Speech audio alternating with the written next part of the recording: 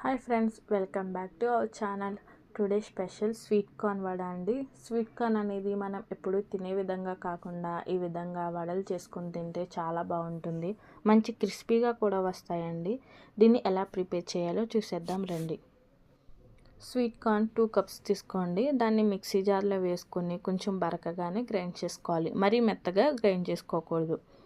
అందులోనే కొద్దిగా కొత్తిమీర, కొద్దిగా పచ్చిమిర్చి, కొద్దిగా అల్లం వేసుకోండి. 1/2 టేబుల్ స్పూన్ పసుపు, 1 టేబుల్ స్పూన్ ధనియాల powder, 1 table spoon salt, 1 table spoon నిమ్మరసం వేసుకోండి. ఇందులోనే 2 టేబుల్ స్పూన్ శనగపిండి, 2 టేబుల్ స్పూన్ బియ్యం పిండి వేసుకొని బాగా కలుపుకోవాలి. మనకి ఇందులో వాటర్ అనేది యూస్ చేయాల్సిన అవసరం ఉండదండి, ఎందుకంటే మనకి స్వీట్ కార్న్లో ఆల్రెడీ వాటర్ ఉంటుంది కాబట్టి. దీన్ని బాగా కలిపిన తర్వాత మీరు కొద్దిగా తీసుకొని 2 చేతుల మధ్యలో ఒక వడ వేసి చూడండి. మీకు వస్తే కనుక సరిపోతుంది, లేకపోతే కనుక ఇంకొంచెం బియ్యం పిండిని యాడ్ చేసుకోవచ్చు. వస్తే కనుక వేడివేడి నూనెలో వేసుకొని వేయించుకోవాలి.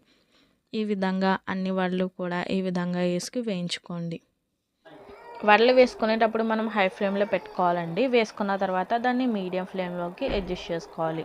ఎందుకంటే మనం వడలు అనేవి లోపల సరిగ్గా ఉడకవు. బయట క్రిస్పీగానే ఉంటుంది కానీ లోపల సరిగ్గా ఉడకదు. సో మీడియం ఫ్లేమ్లో పెట్టుకుని చేసుకోవాలి.